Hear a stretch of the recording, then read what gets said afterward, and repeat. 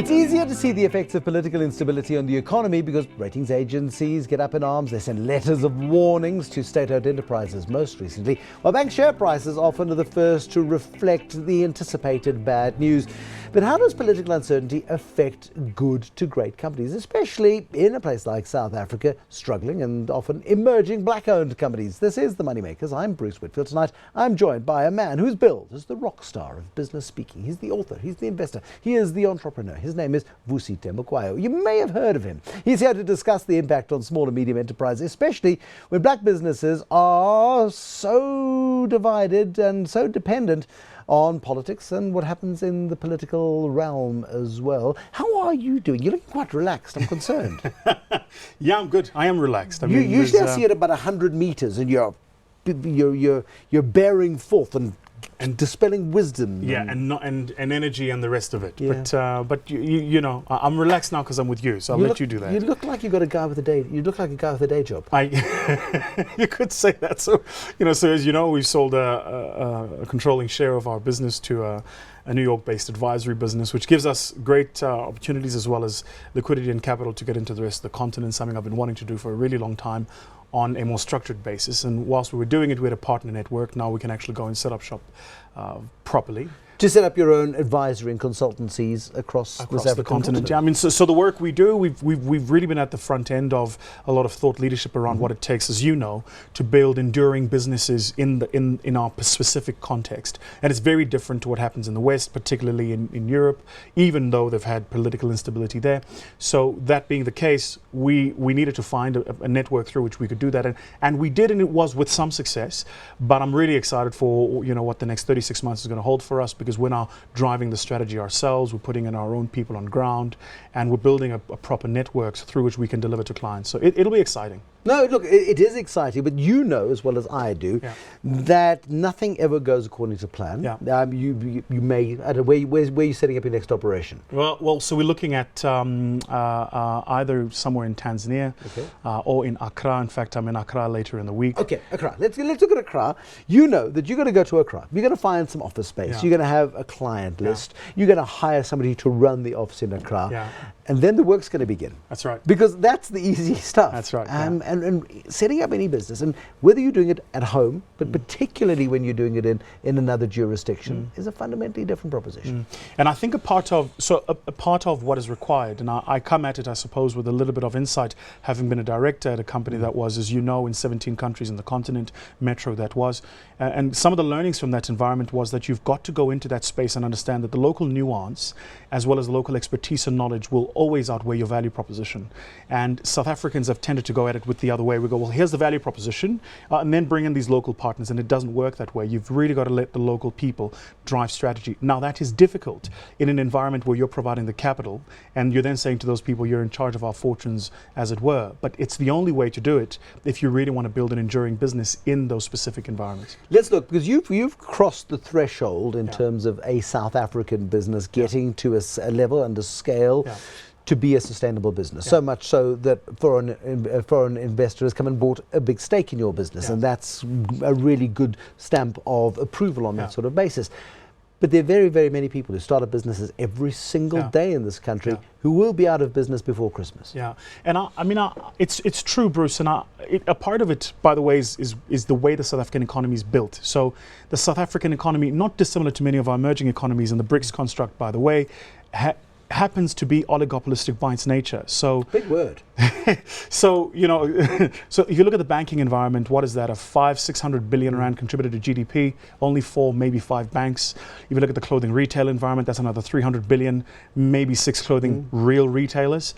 If you go into the property environment, any specific contributed to the GDP is controlled by a few players. And there's a legacy issue there. Of course. 1961, Hendrik Verwoerd took South Africa out of the Commonwealth. Yeah. We isolated ourselves as a country. Yeah. And for the next 30, 40 years, nobody wanted to do business with us. That's right, yeah. And that allowed these guys to consolidate Absolutely. and to own the economy. Absolutely. And now what you're saying to them is, by the way, we need you to change that. Now, there is, and I suppose our story in our firm is a part of how you do it, but there is, the danger is saying to the large businesses, you need to transform for purposes of transforming, which, by the way, very necessary, but not showing them what's on the other end of the value construct.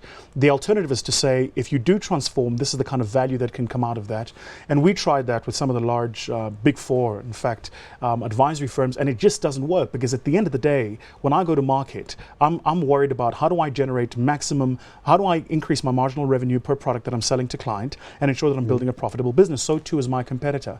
Those laws of competition are fundamental if you want to build an economy. And so you're saying give a little to people who, by their very nature of existing, are in the habit of taking, because that's the way business works. And so I think it is about finding a hybrid of those two things. I think the state and the work the state is doing to try and create space for emerging black businesses is necessary, important, and must be supported. But I also think we can't cradle a lot of these businesses, and we've succeeded because we've not been mollycoddled. We just went at it and just did it, and we compete with whomever we want to compete with, wherever we want to compete, and we believe our value proposition speaks for itself and our color second, rather than the other way around. And we've been lucky. We've been lucky. Yeah, I mean, you've worked a bit. A little bit. You've done some work. You've done some travel. A little bit. You've made some sacrifices, and you've succeeded. But there are many others who are not going to succeed and will be out of business by Christmas time, regardless of all the support and all the help that may or may not come from the likes of the DTI and all the noble intentions in the world. Simply because people often go into business with the wrong idea about going into business. They haven't really thought it through. And we'll figure it out as we go along. And the money runs out before the ideas do. So, I mean, it's interesting you raise that. We didn't have this as a subject of our conversation, but I've taken some of the personal proceeds that have come out of the sale and have created an entity, a portion of what we're going to do in that entity is do some funding of what we believe are high growth businesses. And then a second portion of that is doing some incubation to help these people build businesses. My view, Bruce, is that building a great business is more science than it is art. The people who do it would have you believe it's an art. And so these CEOs go, well, you pay me this much, and then you even reward me into the long term as a multiple of profitability because what I do is so difficult. But actually, once we, as we've done, study these great businesses, it's more science than it is art. If it is, and my argument is that it is, then you can teach science. You can teach someone how to build a great business. And whether you're here or Kuala Lumpur, as I was last week, or Venezuela, where I'll be next week. You're going to Venezuela? I've got to go. I mean, we've got a client that we're working with down there, even though the environment is what it is. But I love those environments. I love highly volatile, complex, ambiguous environments. I love those spaces. Because even in those spaces, in the chaos, you'll find money. Could you not do a lot more good in this chaos? Yeah, I mean, so, what's that old expression about how a prophet has no glory in his own home? And I think that's kind of what happens here at home. So every time I come here at home, people go, yeah, Vusi, but so to answer your question more directly, I mean, I'd love to get involved and I'd love to help. But the problem right now, and I'll be honest with you and say it, is in the South African lingua franca about how we're talking about things, is people are far more eager to call names than they are to listen. And so when you come at a particular problem with a solution, all people are going to do is just throw disparaging remarks at you rather than actually just sit down, calm down, have a cup of tea and let's talk about the challenge that we're facing and take some notes, right? And I'm not saying do it, but I am saying think about it. That's the first thing. The second, I tweeted it the other day, so it's now a public statement, I might as well make it here, is I think we're in an interesting time in our country because in my view, the lunatics run the asylum. And you only need to watch Parliament to see kind of where we're at. So we're in a very difficult and precarious But it's time. A necessary and precarious Absolutely. time. It's one. We've got to move, we're in a transitionary phase and it's a painful, long, very bloody labour. So you're right, it must happen, better now than never. What I am encouraged about is ordinary South Africans are all of a sudden having honest conversations. And that for me, I take heart in. You're on a plane with somebody and you're just talking about these things and you're talking about where we are as a country. But for the guy, the person, for the individual who is starting up a business right now, the political environment feels hostile, the economic environment feels hostile, people are cutting back everywhere, it doesn't feel like there is room for growth.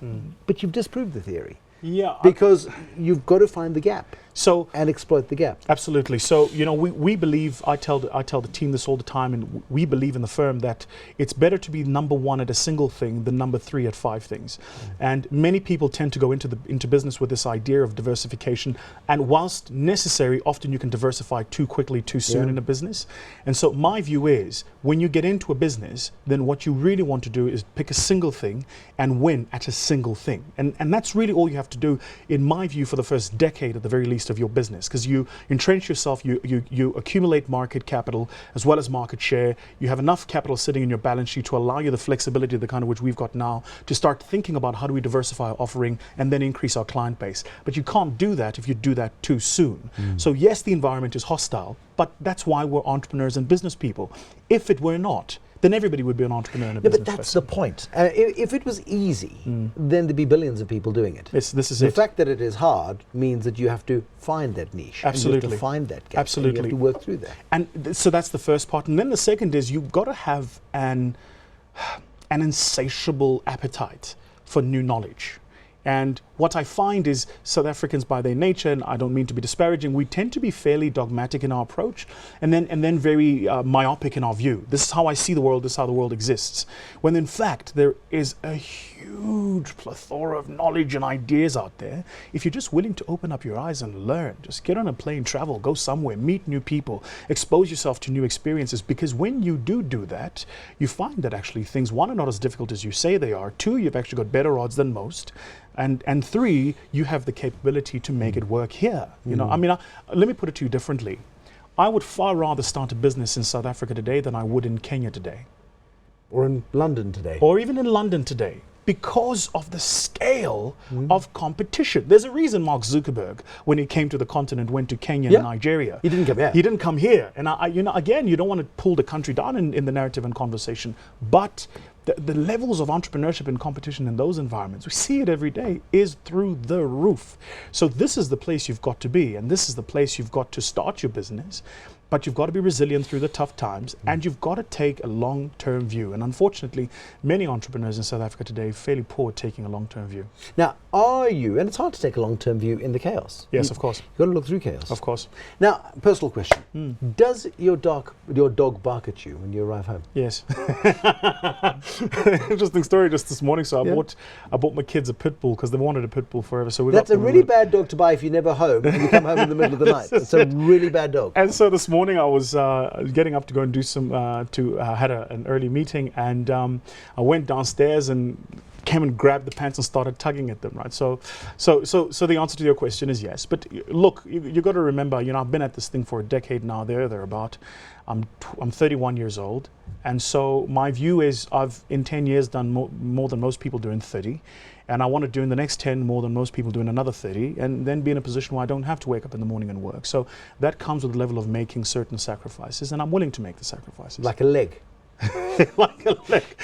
I always thought he was quite a smart guy. I really, he's gone down in my estimation enormously, because if you don't spend much time at home and you buy your kids a dog, the dog's going to bark at you. You buy them a pit bull, it is going to have your leg if it doesn't recognize you when you come home. He's not only a Rockstar Business Speaker, he is an author, he is an investor, he is an entrepreneur, and he's a guy who's got some foreign direct investment into the business which he founded 10 years ago. Vusi Thembekwayo, other issues, but other business stories, other inspirational moments, and also moments of bleak, dark, hard reality next time on the MoneyMakers. Till then, good night.